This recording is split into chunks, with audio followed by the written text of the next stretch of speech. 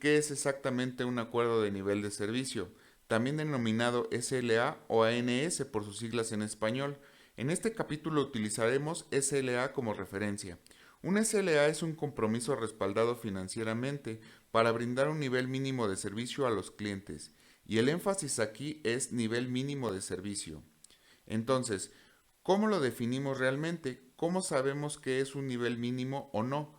Típicamente, un SLA se define como una cantidad de nueves para un mes en particular y un porcentaje de crédito. Comúnmente los SLAs estarán escritos como 99.9% o a veces también pueden aparecer más o menos nueves. Y luego tienes estos créditos como porcentaje, 10% de crédito, 25% de crédito, 100% de crédito. Por lo general, los SLA incluyen niveles y definiciones que cubren estos diferentes nueves y diferentes porcentajes para los créditos. Así que veamos más detalles. Analicemos un ejemplo más concreto utilizando uno de los servicios de Oracle Cloud Infrastructure. Anteriormente se tenía un servicio llamado Administración de Claves. En OCI es llamado Vault, el cual tiene muchas características y capacidades. En un nivel básico te permite traer tus propias claves para cifrar, descifrar, generar claves de cifrado de datos y este tipo de operaciones criptográficas. En el contexto de la administración de claves, ¿cómo se ven estos niveles y definiciones? En este sentido hablamos de un servicio específico, Vault, pero el mismo principio y el mismo patrón se aplica para todos los diferentes servicios dentro de OCI. Para este ejemplo utilizaremos la disponibilidad, la cual está definida mediante cualquier llamada API válida que se realice en una operación criptográfica. Ahora bien, en el caso de Key Management o Vault, estas operaciones son las claves de cifrado, descifrado y cifrado de datos. Y cada servicio en OCI tendrá su propio conjunto de llamadas a APIs. El porcentaje de tiempo de actividad mensual se calcula restando el porcentaje de minutos durante el mes calendario en el que el servicio no estuvo disponible del 100% que es el máximo. Por lo tanto, sacas la cantidad de minutos que el servicio no estuvo disponible y esto básicamente te da el porcentaje de tiempo de actividad mensual. No significa que no hay llamadas API válidas, que realicen con éxito una operación criptográfica. Ahora bien, veamos las llamadas API válidas. ¿Qué aspecto tienen y cuáles son estos niveles de ejemplo en el caso de Vault? En este caso tenemos tres diferentes niveles. Entonces, si tomamos 100% como máximo, el primer nivel podría ser definido como menos del 99.9%, pero mayor al 99.0%. Esto significa que hubo un periodo de inactividad y con lo cual obtienes un crédito del 10%. Continuando con ese patrón, hay un nivel del 95% y otro nivel menor al 95%. Entonces, si tu nivel cae entre el 99% y el 95%, igual o superior al 95%, pero menos del 99%, en un año en particular, obtendrás un crédito del 25%. Y por cualquier motivo, si el tiempo de actividad de este servicio es inferior al 95%, obtendrás un crédito completo del 100%. Así de simple es. Básicamente, averiguas cuántos minutos no está disponible el servicio, obtienes el porcentaje y luego calculas tus créditos en base a eso. Veamos un par de ejemplos más. Ya cubrimos el primer ejemplo de disponibilidad con los diferentes niveles que tiene este servicio en particular. Cabe resaltar dos cosas más con este ejemplo. Tienes servicios y puedes tener diferentes niveles y los diferentes proveedores de la nube tendrán diferentes niveles y diferentes porcentajes. Es decir, es variable, pero el principio es casi similar. Veamos el escenario A. El cliente experimenta 10 minutos de no disponibilidad, donde no hay llamadas API válidas durante un mes de 30 días. ¿Cómo se calcula esto? Bueno, 30 días básicamente significa que tienes 60 minutos por hora y tienes 24 horas al día. Tomamos este ejemplo de 30 días en un mes, también se consideran meses de 28, 29 o 31 días. Podría cambiar un poco, pero consideremos que se llega a este número de 43.200 minutos. Por alguna razón hubo la inactividad de 10 minutos que ya mencionamos. Entonces se reducen a los 43.200 minutos estos 10 y con esto se llega a este porcentaje de disponibilidad del 99.98%. Ahora, 99.98% es definitivamente mayor que 99.9%. En este caso, lo que obtienes es mayor que la disponibilidad de triple 9. Por lo tanto, no hay un incumplimiento de SLA porque 10 minutos no superan ese umbral para este servicio en particular. Ahora, en el escenario B, en lugar de 10 minutos se experimentan 60 minutos de indisponibilidad, una hora de no disponibilidad durante un mes de 30 días. La misma lógica, ahora reducimos el número total de minutos, 60, para llegar a este tiempo de actividad en particular. Ahora, en este caso, el tiempo de actividad está por debajo del triple 9. El 99.86% es inferior al 99.9%. Y como vimos anteriormente, si se tiene una disponibilidad inferior a 99.9, es elegible para obtener un crédito del 10% para quien paguen por ese servicio en particular. Bien, entonces obtendrás ese porcentaje de crédito. ¿Cómo funciona esto realmente? Es decir, un escenario real. Bueno, tú como cliente eres responsable de monitorear tu disponibilidad. Oracle también lo hace desde un proveedor en la nube. Básicamente tendrás que registrar una solicitud y dar seguimiento para obtener estos créditos.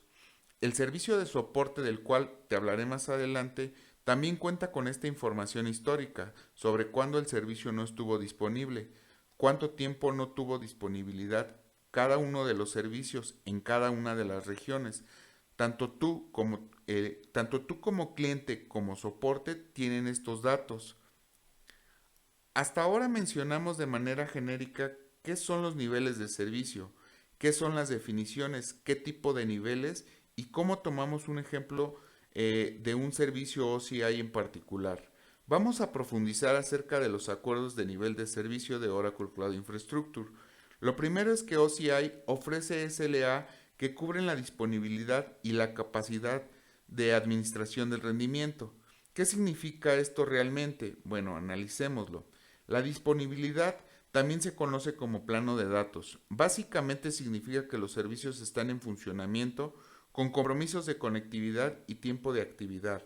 La capacidad de administración también se conoce como SLA de plano de control y básicamente significa la capacidad de administrar, monitorear, modificar recursos en OCI, por lo que es una especie de administración de recursos de OCI. Este concepto se relaciona más con el concepto de recursos OCI, el derecho a la operación y los servicios que están en funcionamiento. Y el tercero es el rendimiento. No hay plano de control, pero los servicios deben funcionar de manera consistente como se espera. Más adelante retomaremos estos tres conceptos.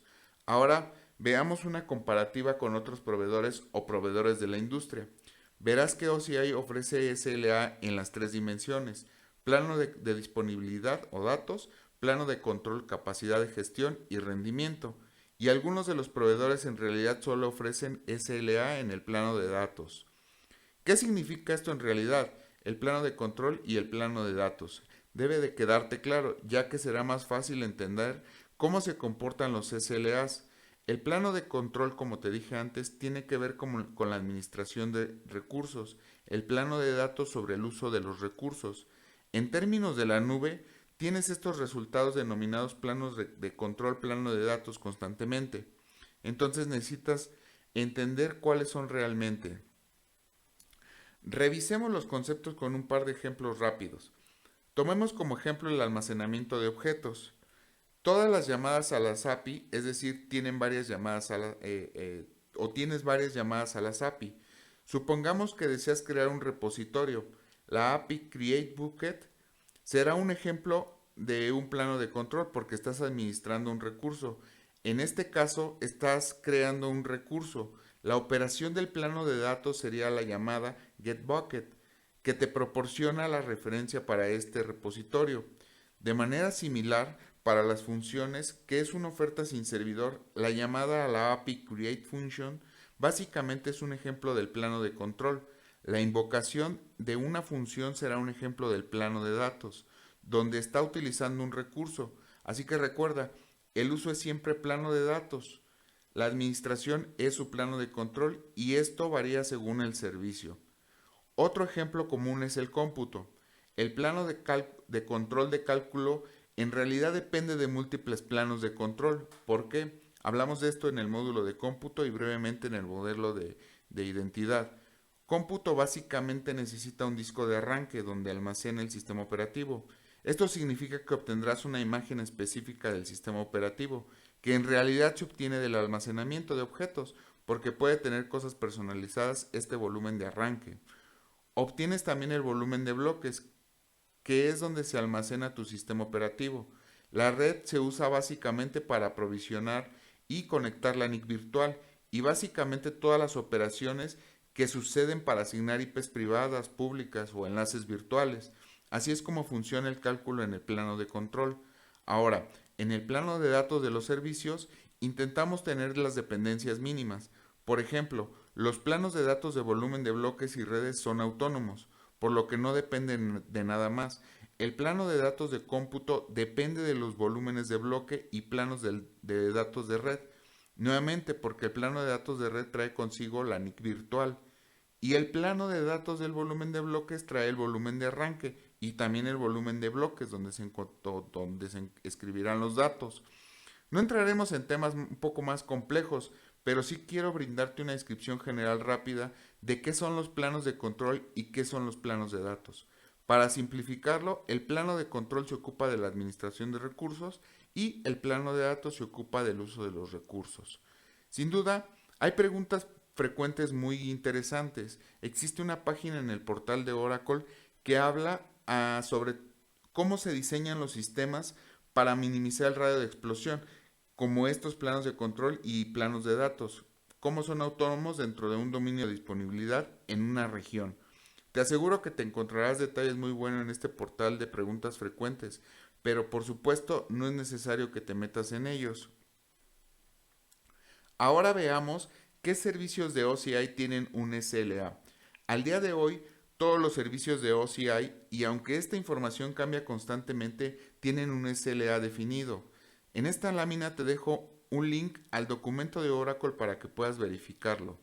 Algunos servicios como Compute y Block Volume tienen SLA de plano de datos, SLA de plano de control y SLA de rendimiento. Es decir, se tienen SLA en las tres dimensiones. Algunos como el almacenamiento de archivos, la base de datos, etcétera, tienen SLA de plano de datos y de control, pero no tienen el SLA de rendimiento. Y esto puede deberse de nuevo por la característica del servicio y el tipo de instalación.